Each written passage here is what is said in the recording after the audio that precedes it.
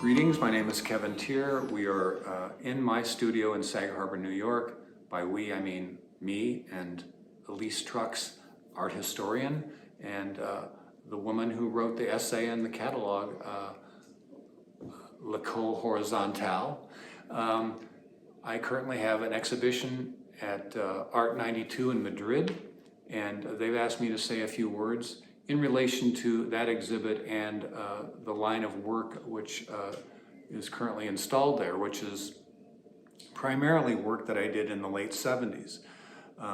This work was started in Indiana. I lived in Bloomington, Indiana for 5 or 6 years, and I moved to New York at the age of 24 in 1976, where I continued to make work along this line. These are largely painted reliefs based on dilapidated walls where the fallen plaster reveals the mortar and lattice under armature. And when I first saw this on my first trip to New York, I went with my mentor and friend, Ron Johnson.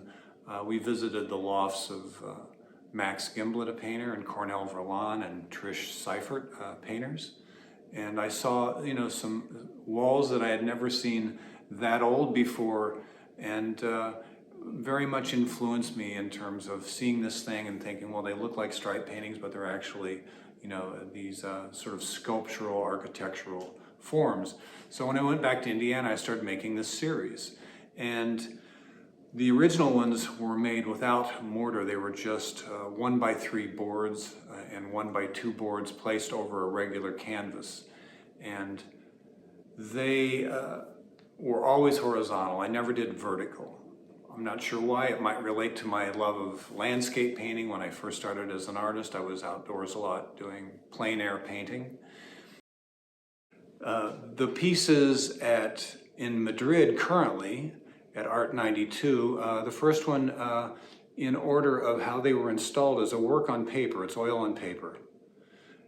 It's called 4/4. It's part of a series called 4/4, which is referencing primary drum beat in rock and roll.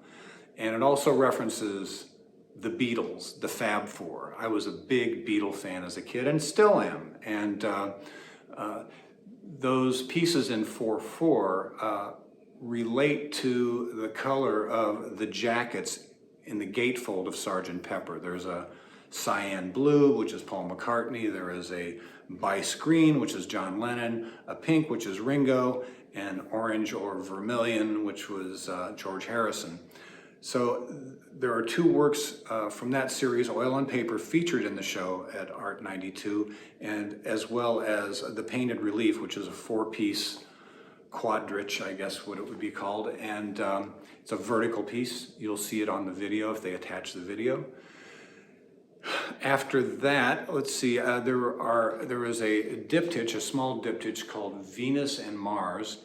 That wasn't actually dedicated to the Paul McCartney album. It just happened to be 2 colors that I associated with 2 planets. When I was younger, I had a very good friend, Norma Greenmore Curry, who was, and still is, a very good astrologer, and she was responsible as much as anybody, or more than anyone, I should say, in getting me interested in that. And I'm not an astrologer. I wouldn't know how to do a chart if you asked me or paid me. But I still find it interesting. I feel like it's a sociological science, and I think it's a great tool for contemplation. So basically, that diptych, I guess it would be dedicated to Norma Curry. And so moving around, I think maybe I left out Teare with Sistrum. Yeah. Mm-hmm. That is a 36 by 36 inch painting where I used a lot of the materials that they would have used in late era Egyptian art, and Teare was an Egyptian queen, late era. And the materials that I used were ground lapis lazuli, ground turquoise, copper leaf, and gold leaf. And Teare with Sistrum refers to her name, and Sistrum was a percussion instrument. She was known as somebody who loved music.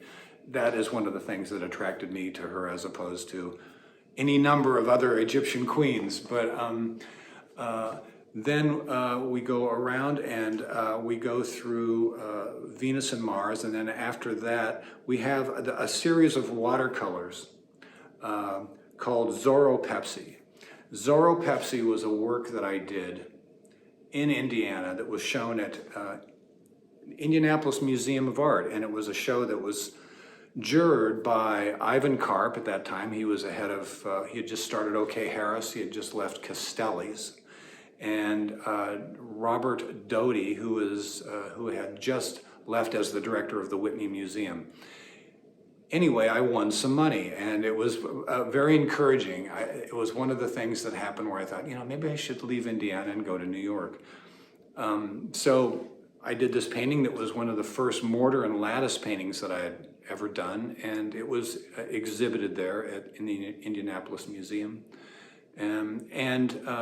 That was really the beginning. The title comes from a friend of mine, an artist that I knew who was at the Chicago Art Museum at the time, and he had referred to himself as Zoropepsi. So the piece really is dedicated to him.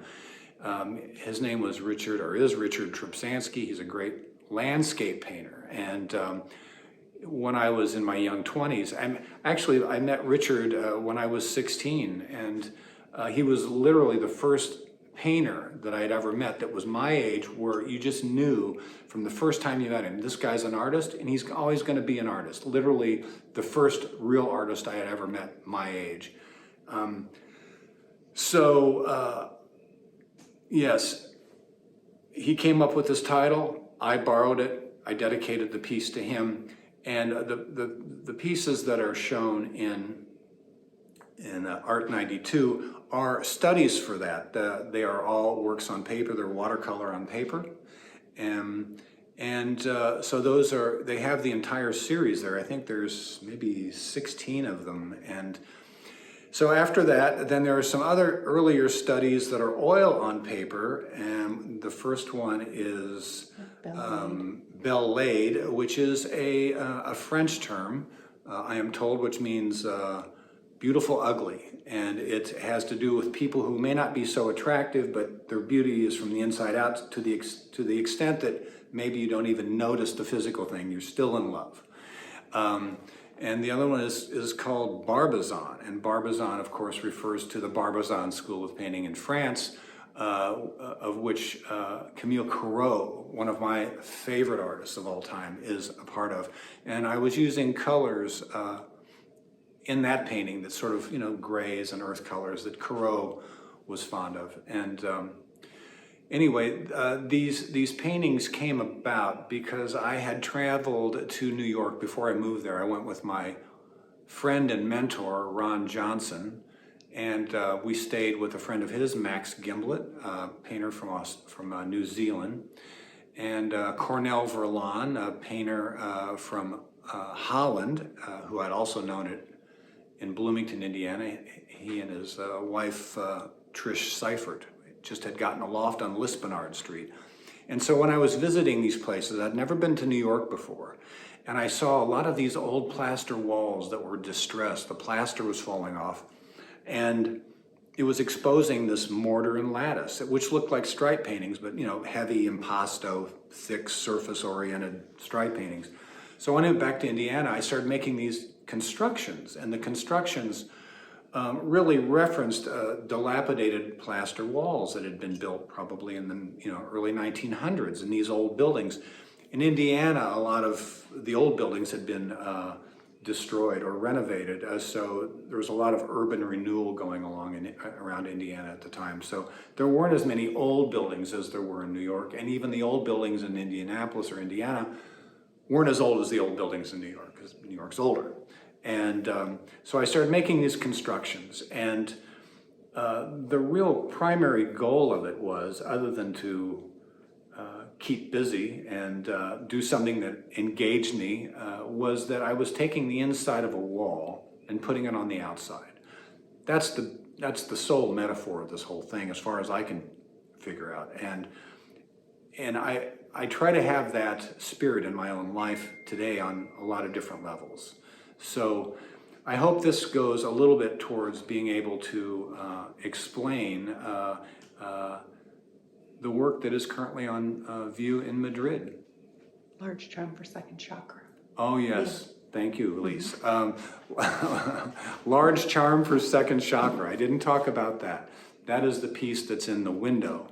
And it also is a study for another piece currently owned by John Buchiver. And it has to do with the chakras. And anyway, the show is up until July. I hope if you're in Madrid, Spain, you have a chance to see it. And I'm very grateful to the director of Art 92, Gabriel Pons, and also the person that owns the gallery, Ottavio Baccardi. And thank you for watching. Thank you for listening. God bless.